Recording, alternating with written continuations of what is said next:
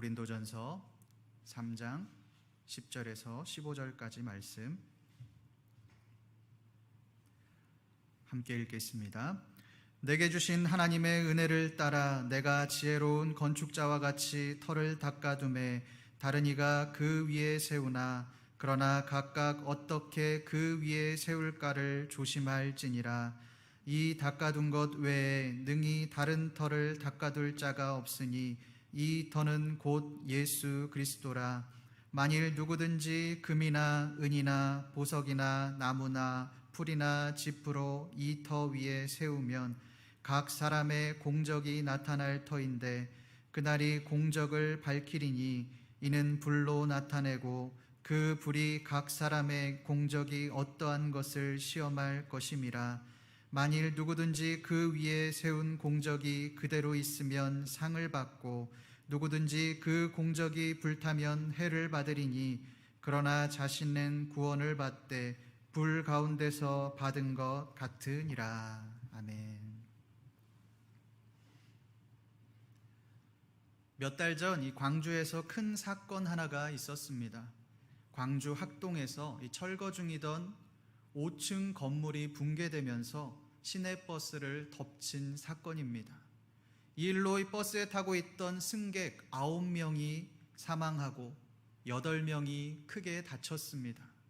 목격자들에 의하면 이 건물이 붕괴되는 순간 땅이 울리는 굉음이 들렸고 또 건물을 마주하고 있던 6차선 도로는 무너진 건물의 잔해로 인해 아수라장이 되었다고 합니다.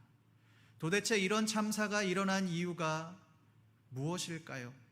전문가들은 철거 계획서대로 철거가 진행되지 않았기 때문이라고 말합니다. 이 말은 제대로 철거 공사를 하지 않았다는 말입니다. 자세히 알아보니 이 실제 처음 철거 공사의 수준은 50억이었지만 하청과 재하청 또 사람들의 이권이 개입하면서 실제 공사 단가는 12억으로 축소되었다고 합니다. 그러다 보니 철거 비용을 아끼기 위해 적절한 구조 진단 없이 무리하게 마구잡이로 철거를 진행하게 되었고 이런 대참사가 일어났다라고 하는 것입니다. 철거도 이러한데 집을 짓는 것은 어떠하겠습니까? 집을 제대로 지으려면 눈에 보이는 부분보다는 눈에 보이지 않는 부분이 더 중요합니다. 집을 제대로 짓지 않고 이 날림으로 지은 집은 겉으로는 번지르르하고 화려해 보일지 모르지만 비가 오면 물이 새고 지진이 나면 균열이 가서 결국은 무너질 수밖에 없습니다. 그렇게 집을 제대로 짓는 사람들은 이 눈에 보이지 않는 기초 공사를 더 꼼꼼하게 진행합니다. 오늘 말씀은 이 교회 공동체란 무엇인가에 대해서 말씀하고 있습니다. 교회 공동체는 무엇이고 또 교회 공동체가 어떻게 지어져 가야 하는지를 바울은 오늘 말씀을 통해서 말씀하고 있습니다. 고린도전서 3장 9절 말씀입니다. 우리는 하나님의 동역자들이요 너희는 하나님의 밭이요 하나님의 집이라. 바울은 이 공동체, 교회 공동체를 이야기하며 교회 공동체를 밭과 집으로 표현하고 있습니다. 교회가 하나님의 밭과 또 하나님의 집으로 지어져 가야 한다라고 하는 것입니다. 5절에서부터 9절에 걸쳐서 이 교회 공동체를 밭으로 또 10절부터 15절까지는 집으로 표현하고 있습니다. 특별히 5절부터 9절 말씀은 교회 공동체에게 주신 그러한 말씀이라기보다는 교회에 속해 있는 성도들에 대한 말씀이라고 할 수 있습니다. 성도들이란 과연 누구이며 어떻게 믿음을 지키며 살아가야 하는가를 말씀하고 있습니다. 쉽게 말하면 우리가 어떻게 하나님의 자녀가 될 수 있었고 성도가 되었으며 믿음이 자라 지금 이 자리에 설 수 있었는가를 말하고 있는 것입니다. 여러분, 우리가 하나님을 믿으면 얻게 되는 호칭이 무엇입니까? 초신자라고 하는 호칭입니다. 이때에는 하나님이 어떤 분이신지 또 신앙생활이 어떤 것인지 잘 모르지만 그냥 믿는 단계입니다. 우리가 초신자 때는 어땠습니까? 그냥 멋모르고 믿는 겁니다. 아무것도 모르니 신앙에 연륜이 있는 사람들이 옆에서 도와주어야만 합니다. 믿음을 끌어주어야만 합니다. 옆에서 알려주고 하나하나 가르쳐 주고 도움을 주어야만 합니다. 그러다가 시간이 지나면 이 믿음이 자라나게 되고 신앙이 자라면서 장성한 믿음의 분량에 이르게 되는 것입니다. 바울은 이 과정을 이렇게 말씀합니다. 고린도전서 3장 6절 말씀입니다. 나는 심었고 아볼로는 물을 주었으되 오직 하나님께서 자라나게 하셨나니. 바울은 이 신앙생활의 과정을 밭에서 시작하여 열매를 맺기까지의 과정으로 비유합니다. 농부가 이 열매를 맺고 수확할 때까지의 과정이 어떻습니까? 농부가 밭에 씨를 뿌리고 심어야 합니다. 또 그 씨가 잘 자라도록 물을 주어야 합니다. 농부는 이 과정을 매일같이 반복합니다. 매일같이 물을 주고 거름을 주고 또 가라지를 뽑아냅니다. 새벽같이 나와 일을 해야지만 그 씨가 죽지 않고 살 수 있습니다. 농부가 할 수 있는 일은 여기까지입니다. 나머지는 어떻게 해야 합니까? 자연의 섭리에 맡겨야 합니다. 아무리 농부가 농사를 열심히 짓고 잘 짓는다 할지라도 천재지변이 일어나면 그 농사는 망할 수밖에 없습니다. 비가 오지 않거나 태풍이 들이닥치거나 전염병이 돌면 그 해의 농사는 망하게 되는 것입니다. 아무리 능력 있는 농부라고 할지라도 이것은 피할 수가 없습니다. 오직 하나님께서 자라나게 하셨다라고 하는 말은 이와 같습니다. 바울이 심었고 아볼로가 물을 주었습니다. 농사의 기본 토대가 이루어졌습니다. 그러나 하나님께서 하늘에서 비를 내려주시고 병균으로부터 지켜주시고 또 태풍으로부터 막아주셔서 그 식물이 열매를 맺을 수 있도록 해주셨다라고 하는 것입니다. 바울과 아볼로는 그저 비천한 농부에 불과하다고 말하고 있습니다. 이들의 신앙이 자라고 근본적으로 복음으로 살게 하시는 분이 누구입니까? 하나님입니다. 하나님이 붙들어야지만 이 믿음으로 살아갈 수 있다라고 하는 것입니다. 우리가 아무리 믿음을 지키기 위해 노력하고 노력해도 우리의 힘으로는 믿음을 지켜나갈 수 없다는 말입니다. 오직 하나님만이 우리를 지키고 또 우리의 믿음을 세워나가신다라고 하는 것입니다. 고린도 교인들은 자신의 힘으로 신앙생활을 하려고 했습니다. 자신들이 마치 좋은 믿음을 가지고 있는 것처럼 여기고 그렇게 신앙생활을 해 나갔습니다. 그 결과가 어떻게 되었습니까? 시기와 분쟁이 일어났습니다. 파당이 지어졌습니다. 교회 지도자를 하나님처럼 여겼습니다. 이것은 우리가 말씀을 통해서 잘 알고 있는 내용입니다. 그런데 그뿐만이 아닙니다. 고린도전서 5장 1절 말씀을 함께 보겠습니다. 너희 중에 심지어 음행이 있다 함을 들으니 그런 음행은 이방인 중에서도 없는 것이라 누가 그 아버지의 아내를 취하였다 하는도다. 바울은 충격적인 소식을 들었습니다. 그 소식은 고린도 교회에 음행이 있다는 소식이었습니다. 바울이 들은 음행이 무엇입니까? 아버지의 아내를 취하였다. 아버지의 아내, 어머니를 성적으로 취한 일이었습니다. 여러분이 너무나도 충격적인 사건입니다. 이것을 알기 위해 우리는 이 고린도라고 하는 도시의 이 배경을 살펴보아야 합니다. 고린도라고 하는 도시는 성적으로 타락한 도시였습니다. 당시 어떤 사람들은 이 고린도의 성적 타락에 대해서 이렇게 이야기하기도 했습니다. 고린도의 헬라인들은 매춘을 음식과 음료처럼 자연스럽고 필요하고 정당한 것으로 생각했으며 미의 여신으로 숭배되었던 아프로디테에게 기도할 때마다 가급적 많은 창녀들을 초청해서 제사 의식으로 자행되기도 했다. 매춘을 음식과 음료로 생각했다. 매춘을 그저 매일 먹는 음식처럼 당연하게 생각했다는 것입니다. 그냥 이것이 자연스러운 문화였다라고 하는 것입니다.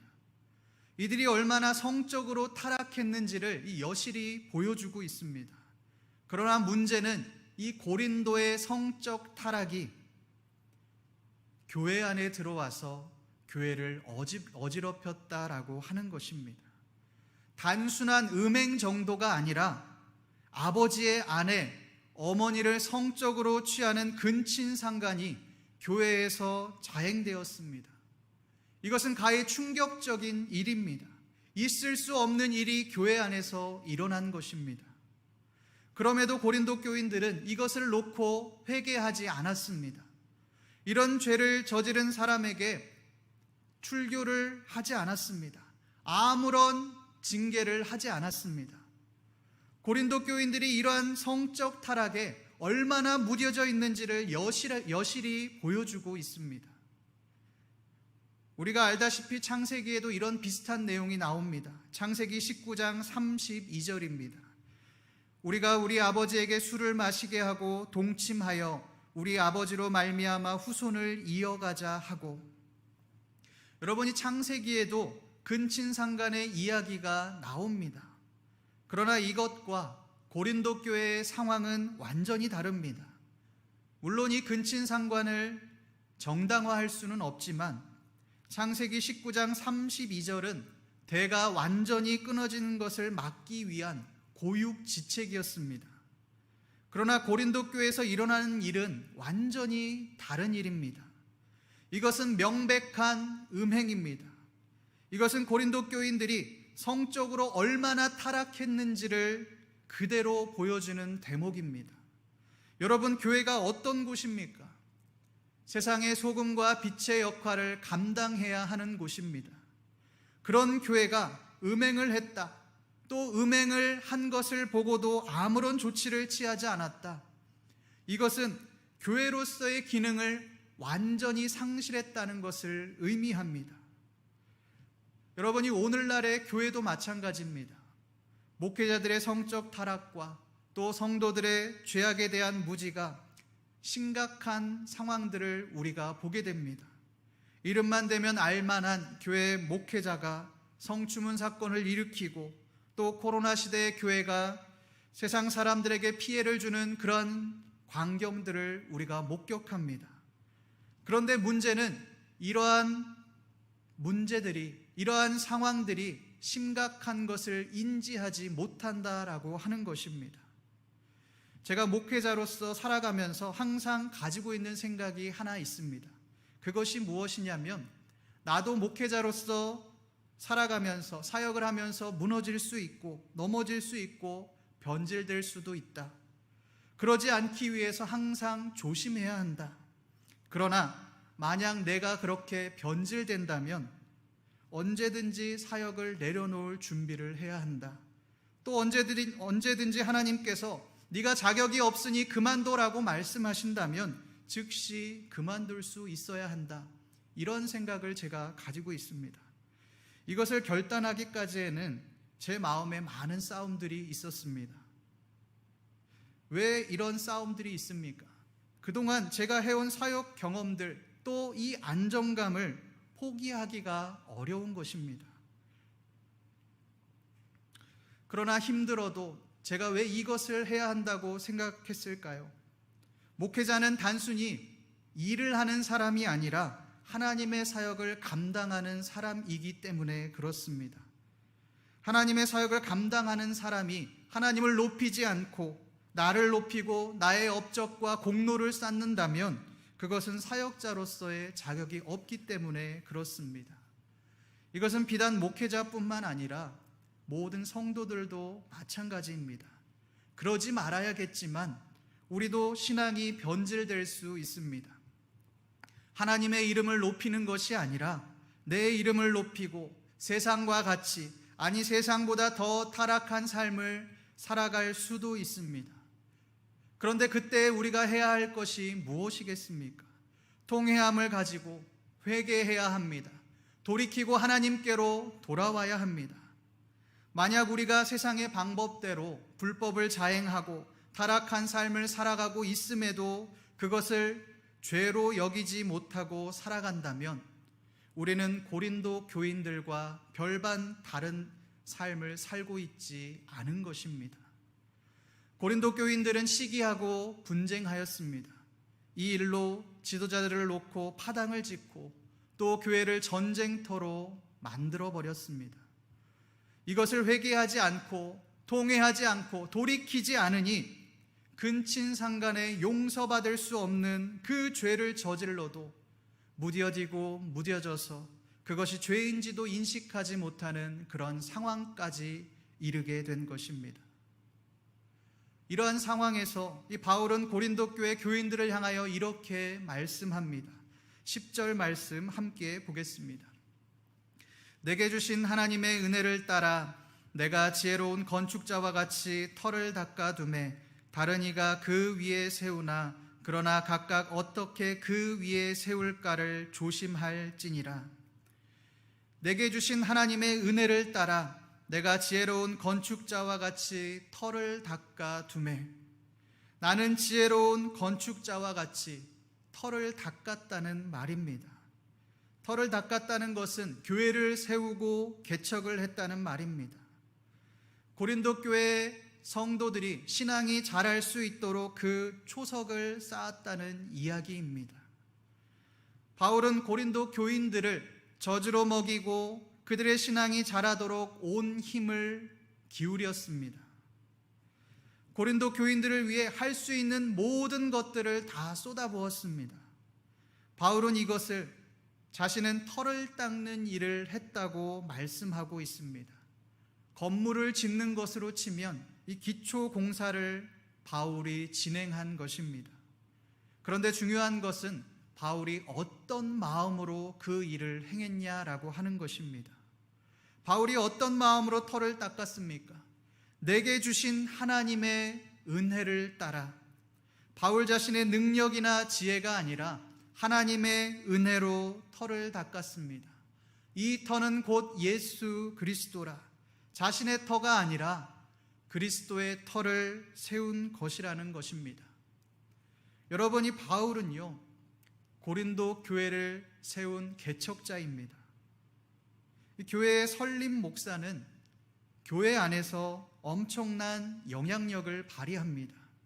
설립 목사님이 어떤 말을 해도 어떤 일을 해도 웬만하면 용인이 되는 경우들이 많습니다.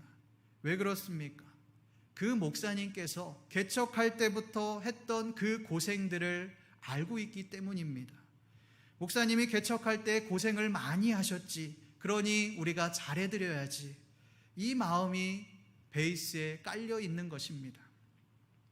바울도 마찬가지입니다. 이 말씀에서 이 건축자라는 말은 헬라어 틱토라는 말에서 유래된 단어인데 이 말의 어원은 자식을 낳다라는 뜻입니다. 부모가 자식을 낳고 온 정성을 기울여 키운 것처럼 바울이 고린도 교인들을 이렇게 돌보고 신앙이 자라도록 마음을 쏟았습니다. 자신이 할 수 있는 모든 것들을 다 했습니다. 여러분, 이 정도 했으면 자신을 조금 드러내도 됩니다. 이 교회 내가 세웠다. 내가 이 교회를 세우기 위해 이만큼 노력했다. 얼마나 고생했는지 아느냐? 자신의 의를 드러내도 됩니다. 누구도 이 바울의 말에 이의를 제기할 사람은 없을 겁니다. 그러나 바울은 그렇게 말하지 않습니다. 이 고린도 교회는 하나님의 은혜를 따라 세워진 교회다. 나는 그 마음을 가지고 그저 예수 그리스도의 터를 닦은 것이다. 자신의 공로가 아니라 하나님의 은혜로 그리스도의 터가 세워졌다라고 강력하게 말씀하고 있습니다. 여러분, 이 그리스도의 터로 교회가 세워졌으니 어떻게 되어야 합니까? 건물 또한 그리스도의 건물이 세워져야 하는 것입니다. 이것에 대해 바울은 이렇게 말씀합니다. 다른 이가 그 위에 세우나 그러나 각각 어떻게 그 위에 세울까를 조심하라. 자신이 터를 닦았으니 누군가가 그 위에 건물을 올리게 될 터인데 그 건물을 어떻게 세울지를 조심하라라고 하는 것입니다. 그러면서 바울은 구체적인 부분을 언급하고 있습니다. 우리 12절에서 13절까지 말씀 함께 읽겠습니다. 만일 누구든지 금이나 은이나 보석이나 나무나 풀이나 지푸로 이 터 위에 세우면 각 사람의 공적이 나타날 터인데 그 날이 공적을 밝히리니 이는 불로 나타내고 그 불이 각 사람의 공적이 어떠한 것을 시험할 것임이라. 바울은 이 교회를 짓는 데 있어 크게 두 가지 재료를 언급하고 있습니다. 금이나 은 같은 보석과 또 풀이나 집 같은 나무입니다. 교회 건물을 지어 나가는데 건물이 잘 지었는지 그렇지 못한지를 이 재료를 통해서 알 수 있다는 것입니다. 여러분, 집을 짓는데 더 필요한 재료가 무엇이겠습니까? 나무입니다. 나무는 집을 짓는데 아주 좋은 재료입니다. 그러면 당연히 나무가 더 좋은 재료 아닙니까? 바울은 그렇게 이야기하지 않습니다. 불이 각 사람의 공적이 어떠한지를 시험한다고 말합니다. 이 말은 그 건물의 재료가 좋은지 아닌지는 불이 나봐야 알 수 있다는 말입니다. 여러분, 이 나무는 어떻습니까? 불에 취약합니다. 나무집은 불이 나면 다 타버립니다. 풀이나 짚은 더 심합니다. 불이 나면 아예 형체조차도 찾아볼 수 없습니다. 나무가 집을 짓는데 가치 있어 보이지만, 좋은 재료처럼 보이지만 실상은 그렇지 않다는 것입니다. 여러분, 이 나무가 뜻하는 바가 무엇이겠습니까? 인간의 공적입니다.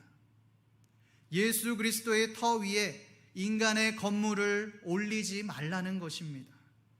그리스도의 터 위에는 그리스도의 건물이 세워져야 합니다. 그런데 인간의 공로, 인간의 업적으로 교회의 건물이 세워져 가고 있다는 것입니다. 여러분, 만약에 아파트를 짓는데 고급스럽다고 해서 아파트 중간에 원목으로 된 나무집을 지었다고 생각해 보십시오. 그러면 어떻게 되겠습니까? 그것이 어울리지가 않습니다. 그뿐 아니라 이 원목집이 아파트의 하중을 견디지 못하고 무너지게 될 것입니다. 고린도 교인들은 그리스도의 터 위에 세워진 그 교회에 나무로 된 건물을 올리려고 했습니다. 하나님의 방법이 아니라 세상의 방법으로 교회를 세워나가려고 했습니다. 힘있고 능력 있는 사람 뒤에 숨어 그 사람이 가진 힘이 마치 자기의 것인 양 행동했고, 또 그 힘을 가지고 교회 안에 연약한 자들, 소외된 자들을 무시하고 핍박했습니다. 자신의 이름, 자신의 업적, 자신의 공로를 드러내려고 했습니다. 이것이 의미하는 바가 무엇이겠습니까? 고린도 교인들은 경건의 모양은 있으나 그 능력이 없었다라고 하는 것입니다. 그들은 예수 그리스도를 믿지만 실상은 썩어 없어질 세상의 지혜를 따라 살아갔다는 것입니다. 그들은 예수 그리스도를 믿었습니다. 성령의 은사도 받았습니다. 지식의 은사도 받았습니다. 그러면 과거의 이 제약된 생활 방식을 벗어나 하나님 나라의 백성으로 살아가야 하는데, 실제 삶에서는 하나님의 방식대로, 하나님이 주신 지혜대로 살지 않았다는 것입니다. 아직도 육신에 속한 죄악된 것들을 버리지 못하고 하나님과 세상 사이에서 양다리를 걸치며 살아가고 있더라는 것입니다. 성도 여러분, 이 모습이 우리의 모습 아닙니까? 우리도 동일하게 하나님을 믿었습니다. 구원을 받았습니다. 하나님의 자녀가 되었습니다. 수많은 하나님의 은혜도 체험했습니다. 그러면 우리의 삶도 세상의 방식이 아니라, 죄악된 방식이 아니라 하나님이 원하시는 방법대로 살아가야 하는 것 아닙니까? 그런데 왜 아직도 세상의 방식을 따라 살아갑니까? 왜 세상에서 요구하는 불법한 삶을 버리지 못하고 그렇게 살아갑니까? 왜 그렇습니까? 그것이 우리에게 실제적으로 이익이 되기 때문에 그렇습니다. 그것이 우리에게 이득을 주기 때문에 그렇습니다. 하나님의 지혜로 살면 손해를 보기 때문에 그렇습니다. 그러나 성도 여러분, 기억하십시오. 우리는 세상의 방식대로 살아가는 사람들이 아닙니다. 하나님의 방식대로 살아가는 하나님 나라의 백성들입니다. 우리의 터는 세상이 아닙니다. 예수 그리스도입니다. 터가 그리스도면 건물도 당연히 그리스도가 되어야 합니다.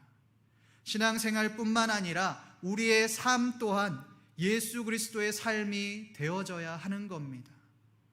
예수 그리스도의 터 위에 세상의 건물을 올리고 살아간다면 겉으로는 화려해 보이고 번지르르해 보일지 모르지만 결국 그것은 무너지게 될 것입니다. 불에 타는 나무처럼 마지막 그 심판의 때에 하나도 남김없이 재가 되어버리고 말 것입니다. 성도 여러분, 교회 공동체의 존재의 목적이 무엇입니까? 거룩입니다.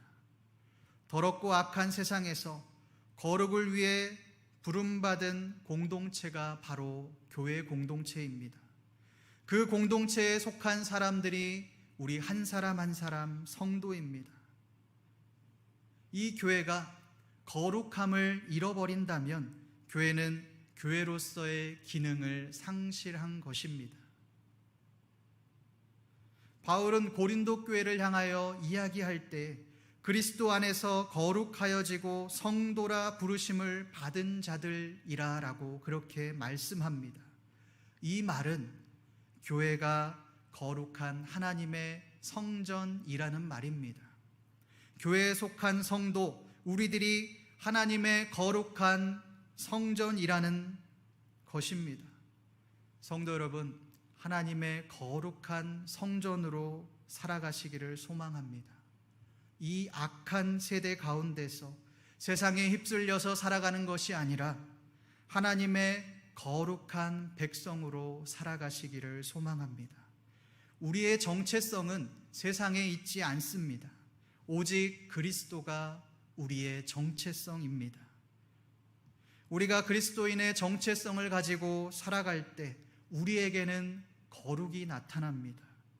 복음의 능력이 나타납니다.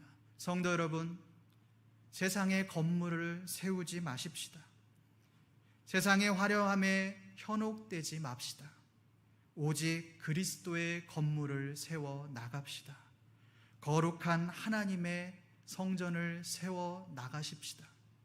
오늘 말씀에서 바울이 너희는 하나님의 밭이요 하나님의 집이니라 라고 말씀한 것처럼 그리스도인이라고 하는 그 정체성, 우리의 정체성을 회복하심으로 세상의 어떠한 유혹과 환난에도 흔들리지 않고 굳건한 하나님의 집, 교회를 세워 나가시는 저와 여러분들 되시기를 주님의 이름으로 소망합니다.